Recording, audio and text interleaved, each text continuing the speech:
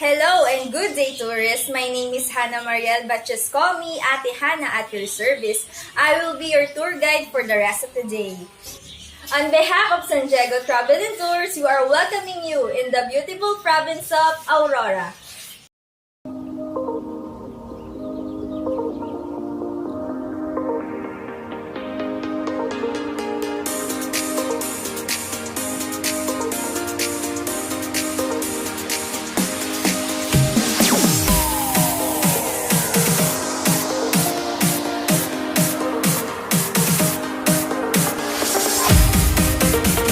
Time check, it is now 7:30 in the morning, the weather is fine, and it's 32 degrees Celsius. For the inclusions of your tour, you have such destinations like Baler Town Plaza, Museo de Baler, Baler Catholic Church, Doña Aurora House, Sabang Beach, Balete Park and Millennium Creek, Ditumabu Falls, and Sabali Hanging. Just a reminder for safety precautions, I want you to remember 5 things. First, put your trash on a trash bin or inside your bag. Second, never leave your things unattended to avoid unnecessary loss. And third, don't forget our bus number, which is bus number 3. Fourth, we are having starting point in every destination that we're going. And we will give you enough time to experience and explore the beauty of each place. And after that, you will hearing a whistle, and that's the time that you will need to go back at the starting point to have a head count and to go to our next destination. Fifth, don't hesitate to ask questions for your concerns and safety. So here we go, let us travel Aurora.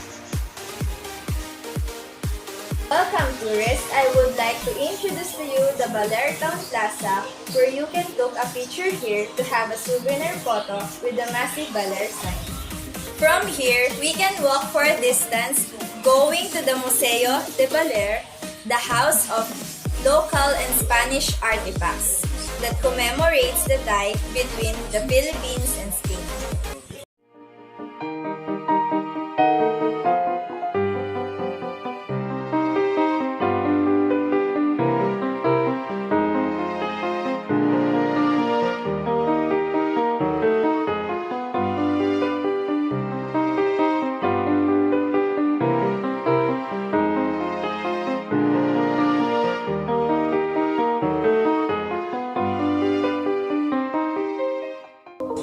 And from here, we can also walk to reach Baler Catholic Church, also known as San Luis Obispo de Tolosa Parish.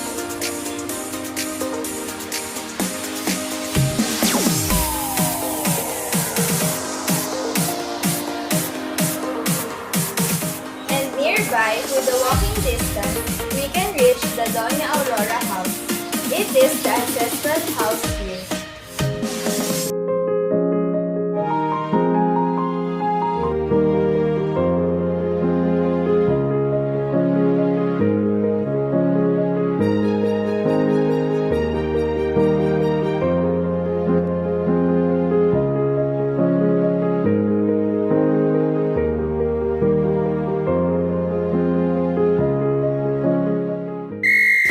So gathered around, everyone, I hope that you enjoyed our first stop. So let's have a head count. 1, 2, 3, 5. Here we go to our second destination, tourists. Welcome to the Sabang Beach, where Baler escape will not be complete without grabbing a surfboard and riding the famous waves of Sabang Beach. It is much exciting and enjoying. You can also walk along the shore and watch the sunrise and sunset scenery.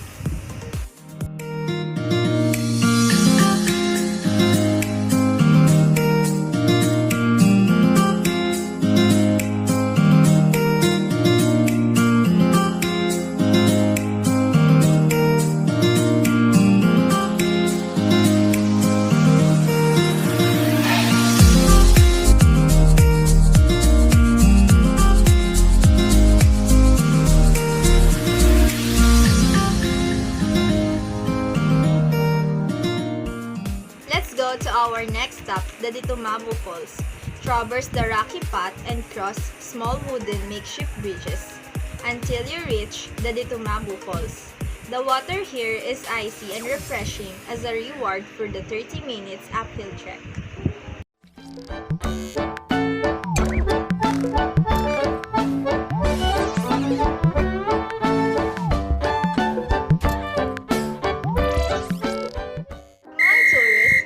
To our next destination, the Baler Bridge. This popular bridge connects the Barangay Tibang and Barangay Sabang of Sabali Road. Tourists visit here because of its unique view. You can also take a picture here. This steel and wood bridge crosses Sabang River, which is about 15 feet below from the bridge. And what's exciting on this bridge? It sways sideways and move upward and down if you walk here.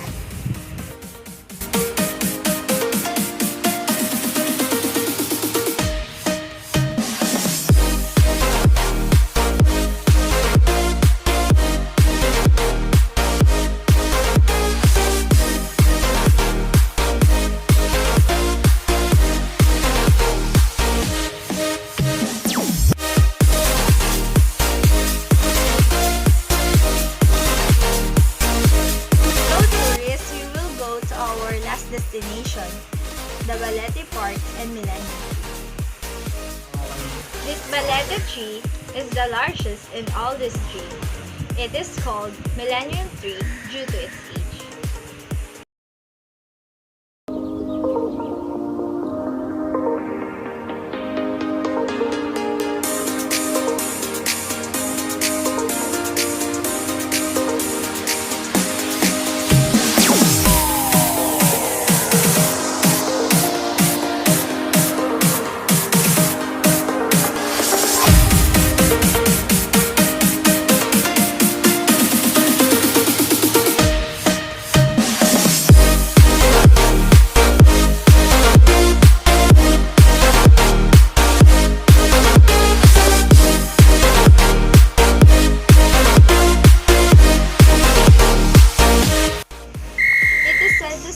Our tour ended.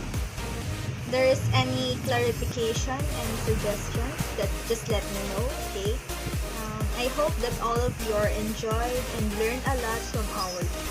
Take nothing but pictures, leave nothing but footprints, and keep lapping back in time. Again, this is Ate Hannah, now signing off. Thank you and goodbye. It's more fun in the Philippines. It's more fun in Aurora. Mabuhay!